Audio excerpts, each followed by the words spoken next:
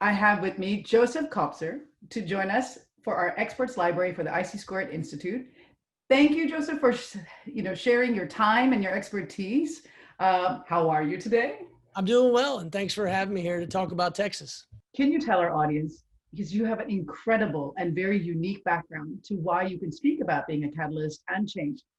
Yeah, for my personal journey, the backstory can be summed up in one simple phrase, which is if you see a problem, fix it. It started with my sixth grade teacher, Mrs. Audrey Grievous.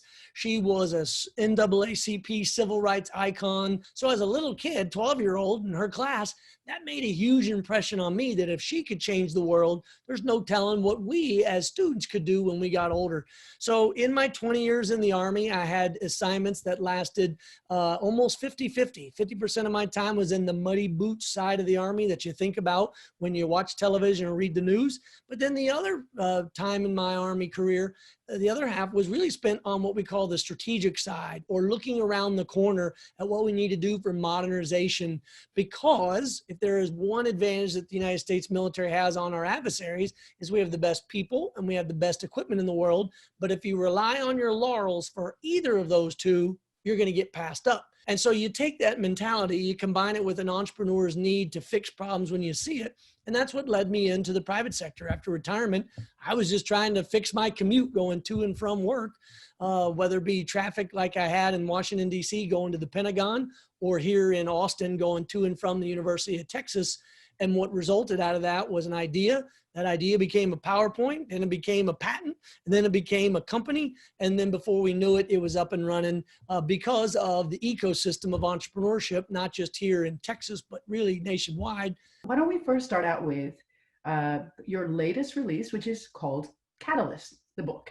So my business partner, Brett Boyd, and I, both of us had grown up in the military, then had gone into the private sector, working in large institutions. I also taught at the University of Texas and taught at West Point.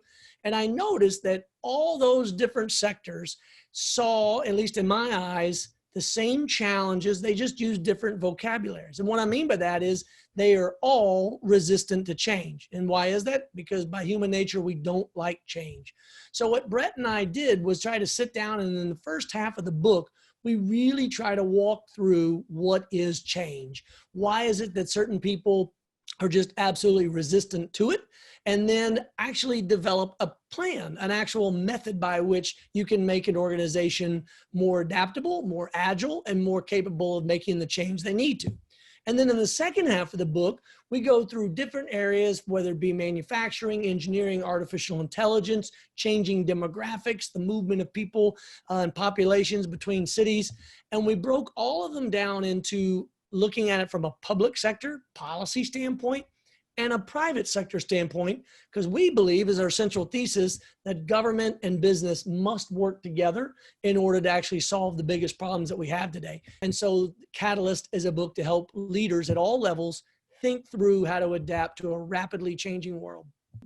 Catalyst, does it only apply to the corporate world, or can, folks out there, community leaders that we speak with and engage with every day, can they use some of these principles? Yeah, I mean, absolutely. So first of all, we wrote every one of the chapters after the opening section on how change works with a private sector and a public sector mentality in mind, because we know that we have to have leaders at all levels working together to solve these problems. So it was a focus from the beginning. So for instance, if you're in business school, you're going to read a lot of business school cases, or if you're in a policy school, you're going to read a lot of government policy. Rare is the book that actually brings both those worlds together. And so you can't have one without the other. We were very proud of that.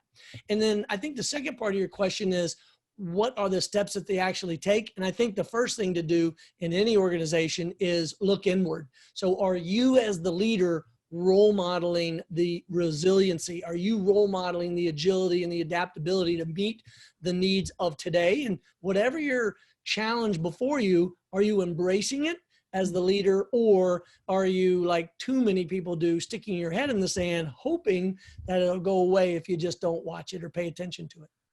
You and your team is actively involved in future of work, in mobility, in transportation, in a lot of the manufacturing sector. Can you mention some of the trends that you've seen specific to this disruption? Two areas I know very well. First is with my nonprofit, US Tomorrow. We are working with organizations across the state of Texas right now and then nationwide later on to address the fact that employers have a need for a workforce of a certain level of training or human capital. But unfortunately, our school systems, our higher education is not producing enough of those trained and ready people. In fact, at the last time the governor's report on 60 by 30, meaning that by the year 2030, 60% of all jobs will require education and training beyond high school. When that report was done several years ago, only 14% of our Latinx population in the state of Texas at the age of 18 were trained and ready for college or a career. Only 14%. We can't sustain an economy that's the strongest in the world at that rate. So we have to make Texans trained and ready for the workforce. The other work that I do is with a private company called Sustainment that is focused on really specifically the 5 to 20 personnel machine shops. These are shops that basically make everything that we use when we're bending metal to these, to support our industries and to support business. And these, often called the tier 2, tier 3 shops, are usually second and third generation shops that have been in the family for 60 or 100 years. In both cases, a trained and ready workforce, or measuring the true capacity of our manufacturing here in Texas and nationwide are two things that get me out of bed every morning. I have a lot of fun trying to solve these problems. Going forward, can you just, your top key takeaways of what this disruption has caused to Texas and where those opportunities are for our leaders? Well, so a couple of things are conspiring against us all at the same time. 30% of the revenue that goes into our state comes directly from the oil and gas industry. Because of COVID and the shutdown of economies across the world, we've seen that drop in oil prices and in natural gas prices. That's not good for the Texas revenue and tax base. Simultaneously, though, a lot of energy companies are realizing that if they use the opportunity now to diversify their supply, i.e. expanding into renewable, expanding into geothermal, having real discussions about nuclear, we could come out of this even more energy resilient and less dependent on foreign sources of energy than ever before. So that's both a problem and a silver lining at the same time. The other long-term trend I see right now in this period that we have and how change is impacting people is we're really beginning to come to grips with what I call our foundational workforce. These are the 130 million Americans across the country who don't work behind a computer screen. They don't put their hands on a keyboard every day.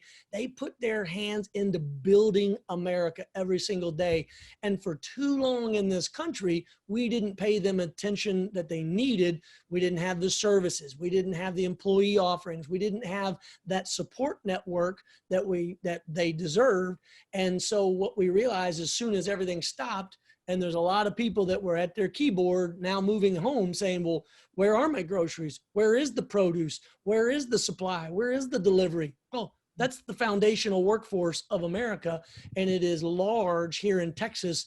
And so that, again, it is unfortunate that we've had to go through COVID, but I think it's a great opportunity to focus on that understanding that the foundational workforce is the backbone of the American and Texas economy. What are some of the messages that you would give that combine being a catalyst, that combine your observations of industry, manufacturing, and disruption and opportunities for COVID?